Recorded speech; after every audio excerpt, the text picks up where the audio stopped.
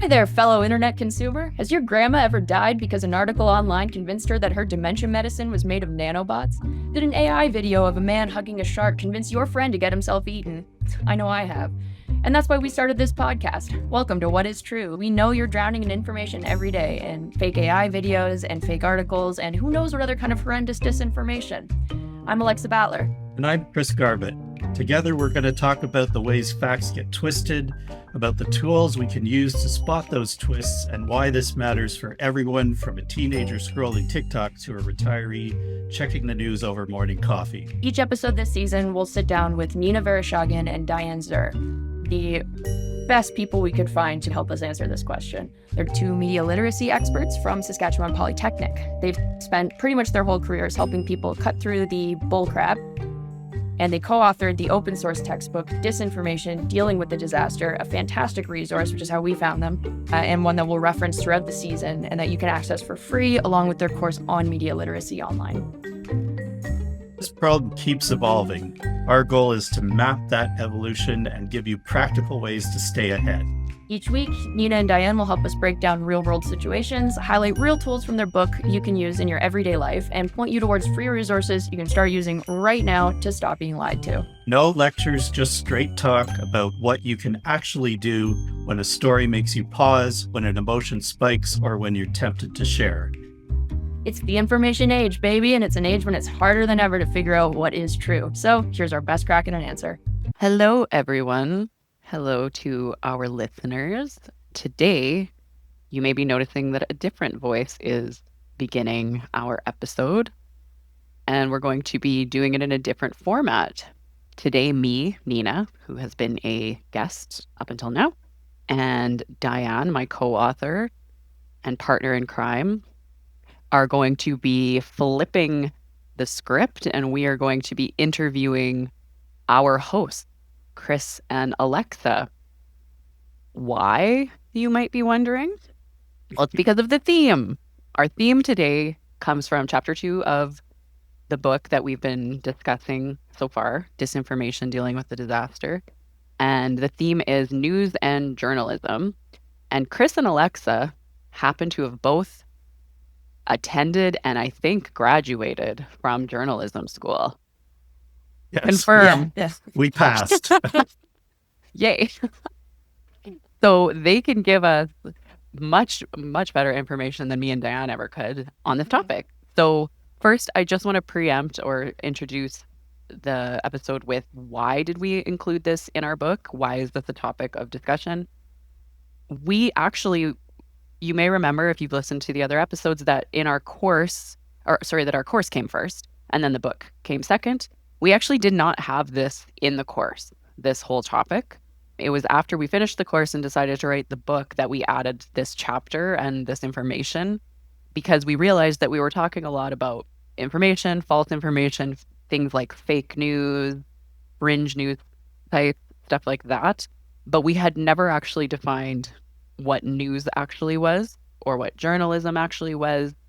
And we thought that that was a gap. That was an issue. We needed to make sure that our readers understood what those things were in order to, make good decisions and evaluate information properly. So we thought, okay, let's do it. Let's take a look at news and let's take a look at how it has changed over time and what it looks like in the internet age. So that's a little background on that. I'm going to hand it over to Diane, who is going to do most of the question asking, and I'll jump in where needed. Sounds great. So in order to ask my first question, I'm just going to define news the way that we've partially defined it in our book or the way we found the definition before. And then I wonder if Chris and Alexa, could you tell me if you agree with this definition? So news is usually considered to be something like stories that are interesting or unusual enough to be considered important.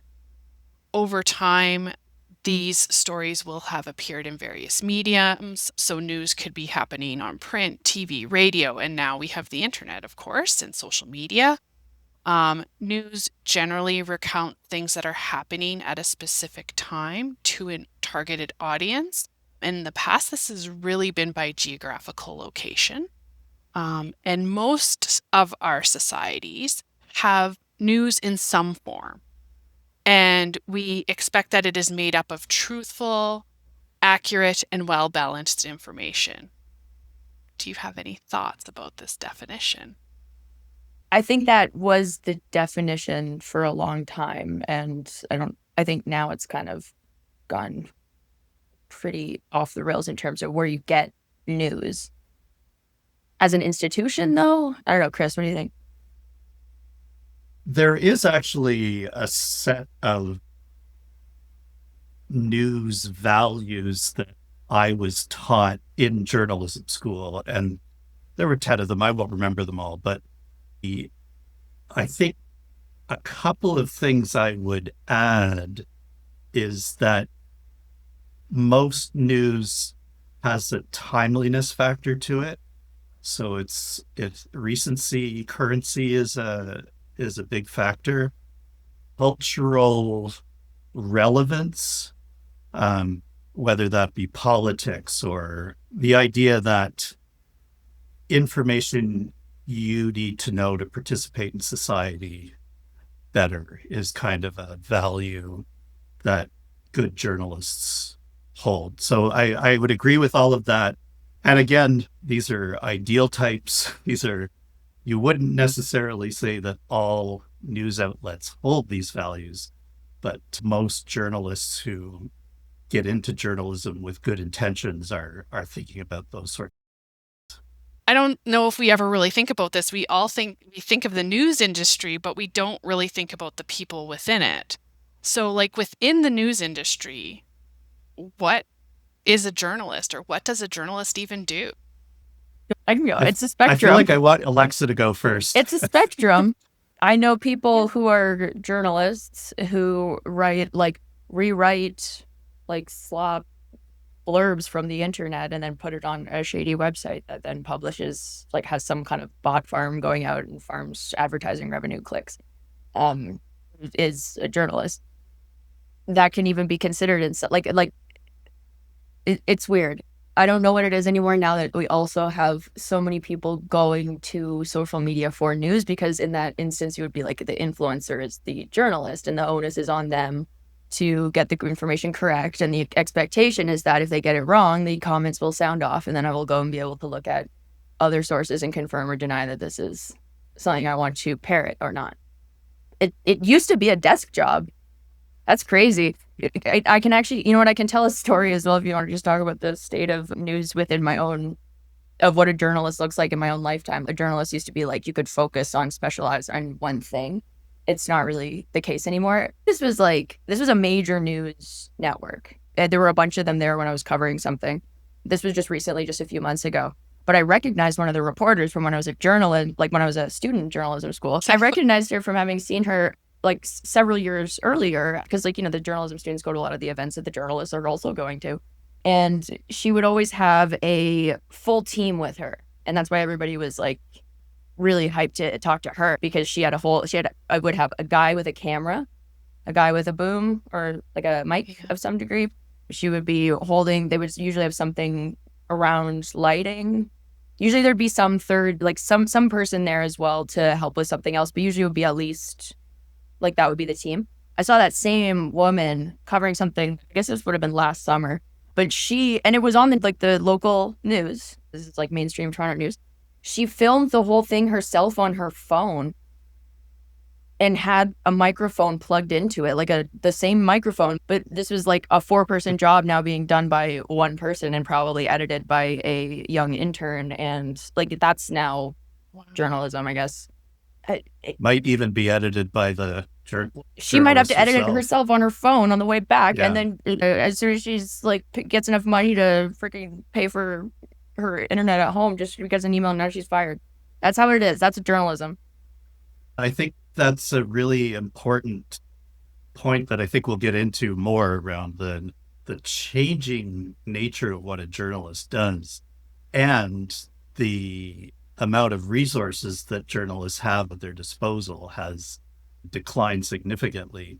You go back to the 50s and think about these smoke-filled rooms and His Girl Friday and and all these loud typewriters snapping in the background and everything. I mean, it was a bit glamorized in those movies, but there was also an element of truth in that you could make a living as a newspaper journalist doing a story a day kind of thing. And it wasn't a great living, but it was a job that grew in status, I would say, during the 50s, 60s, maybe 70s, and then started declining after that. And, in terms of what the job of a journalist is, the sort of high level idea of what they're doing, I think about the word itself, and they're kind of, some journalists like to refer to it as the first draft of history, right? And this idea that they're getting down what's happening and they're sharing it with their audience, with the people who need to know it. But it gets complicated when you have columnists or, panels and those kinds of things where they do commentary. And the idea behind those are you have experts who can take the facts as they have been delivered by the reporters, and they can give you context and meaning behind what's going on. That's sort of a definition and probably an ideal, because there's so many things that get in the way of doing that kind of thing. The profit motive being an important piece of that. And we talk about clickbait a lot these days, what'll get clicks, but they used to complain 40 years ago about, oh, you're just writing this story to sell newspapers, right? So the money, the profit motive hasn't changed, just the means of making money has changed. That part has changed a lot. And also I think the quality of journalism has slipped because the business impact of social media to news. I mean, it's kind of their fault. I mean, they went on the internet for free. There's something also like fundamentally at odds with a hyper-capitalist environment like this and journalism existing, because there is like fundamentally, and every journalist thinks this, like, information should be free, but I need to get paid, and the government's not going to pay me, and you're not going to pay me, and no one else is going to pay me, and I'm going to starve to death, so I have to now go get a different job, and now I make TikToks. So, it's, but we also are at like such a desperate point of society. Like, does any job pay the bills? You kind of have to have two. Well, and on that note, can we talk about that? Because nowadays, most people would not consider paying for the news. Like in the past, people would pay for a newspaper to be delivered to their house, or they'd watch television and the advertisers would end up paying for the news. But now, because of the internet, like Alexa, like you said, people expect news to be free. So let's get a little philosophical here for a second. Can we talk about the cost of the idea that information should be free? Like, what has this cost society? Yeah. Lives, everything. How many people have died for that? Died for like whistleblowing, revealing information, pushing for like leaking documents, changing anything, going against, putting anything. That was one of the quotes that what journalism used to be. And that made sense. I think it was Orwell said it. Journalism is publishing something that somebody doesn't want to be published. And that's not true anymore either. I don't agree with that either. Like I used to be really dedicated back when I was, bright-eyed and full of piss and vinegar. And journalism was really into this idea of solutions journalism. It was the idea that for every story you have, let's say you have a story of like, originally in the news, you would make it as, what clickbait is like try to provoke an emotional reaction from somebody, because then they're going to click on it. The idea with solutions journalism is that, let's say the story is like there's 20 million tons of food waste from grocery stores in the US every year. Traditional journalism would focus on that and how devastating it is, what the terrible impacts are. Solutions journalism, you would cover that in the first 25% of the article, but then the other 75% would have to focus on the grocery stores that have figured out how to cut that in half this year. The grocery store that has figured out how to divert waste with this. You focus on the community responses, not necessarily framing them like they're going to work, but they definitely will solve any issue, but it was a way to avoid getting, like, John Krasinski in the pandemic started that, like, oh, it's good news. And like, Right. Yeah. that's was great. cute. I mean, like, I can just I watch loved it. TV if I want. Oh. Like, it was a sweet idea, but it wasn't as Mhm. constructive as pushing it into that. Like, Mhm. it's hard in terms of like information being free.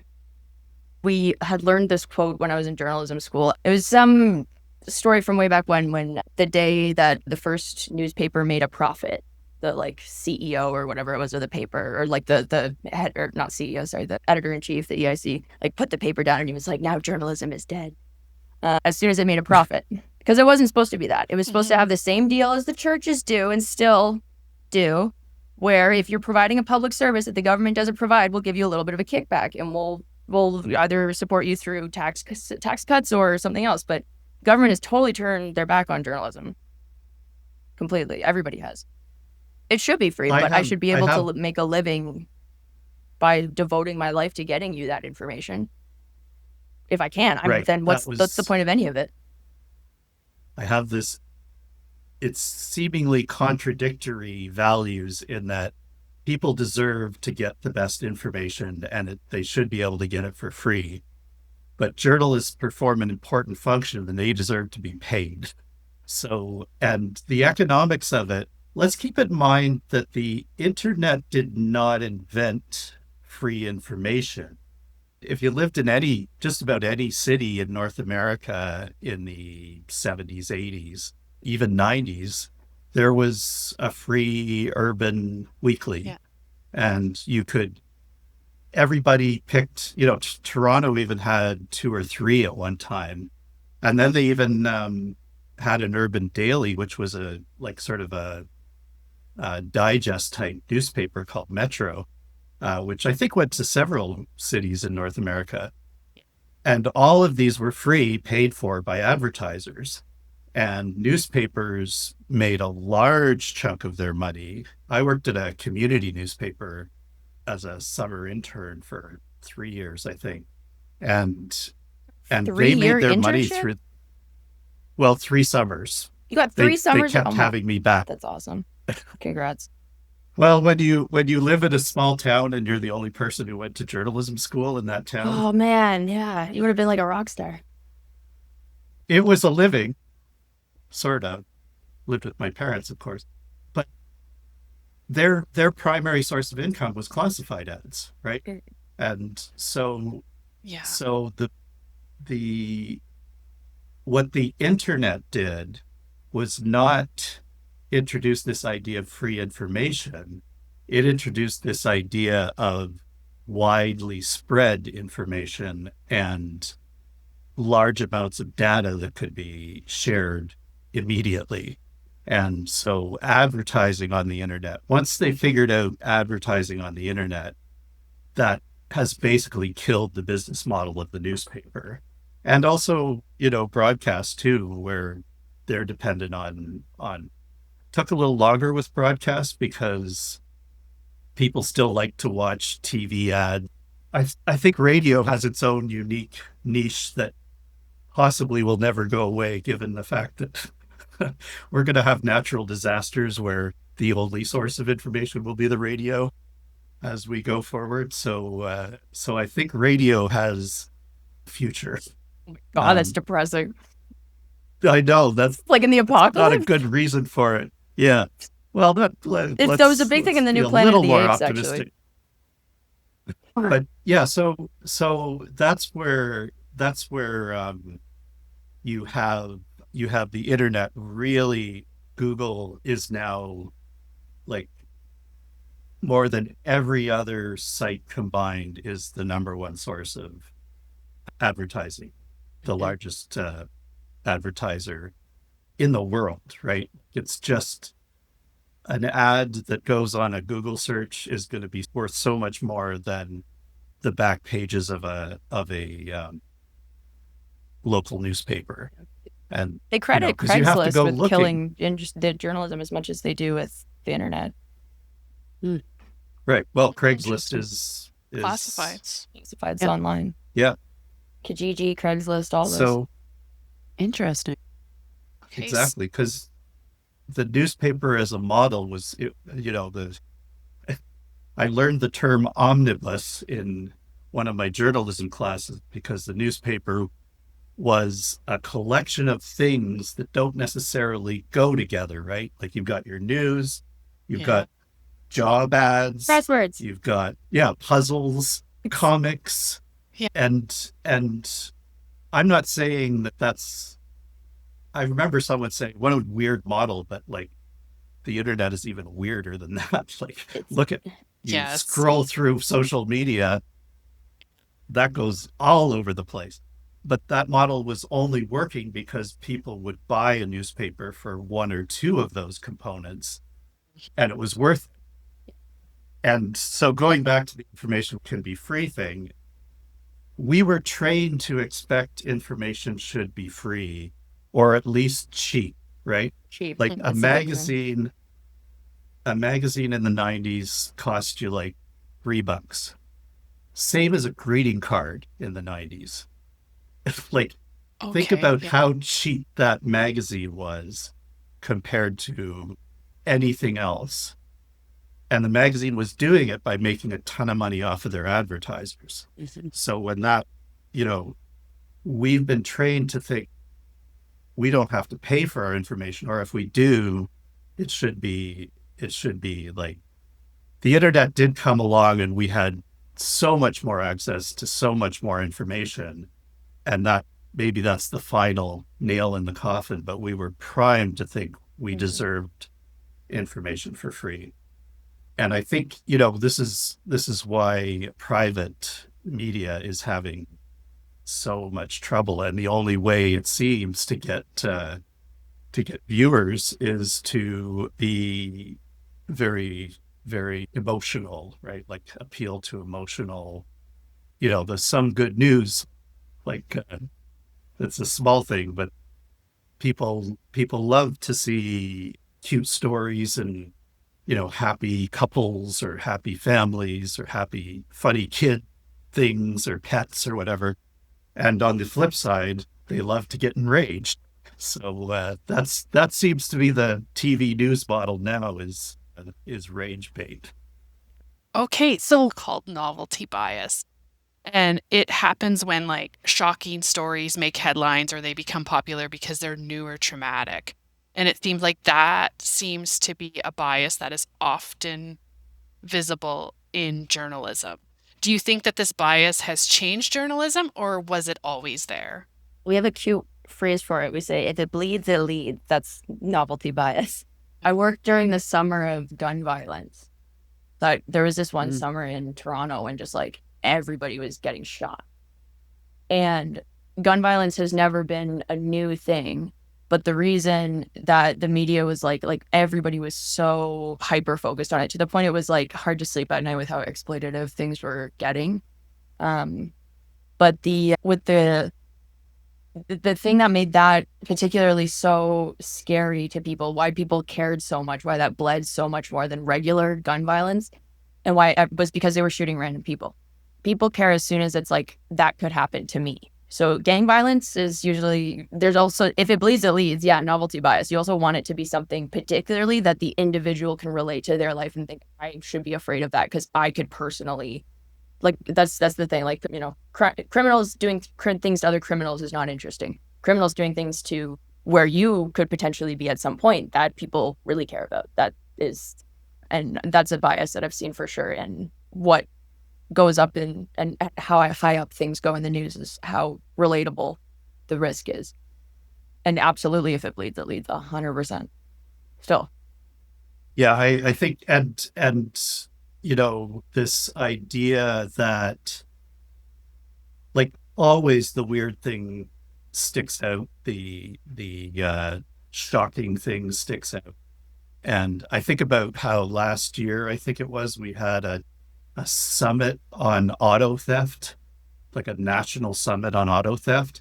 And yeah, auto thefts went up last year. I'm not pretending it didn't, but that's something everyone can relate to. Almost everybody has had their car at least broken into.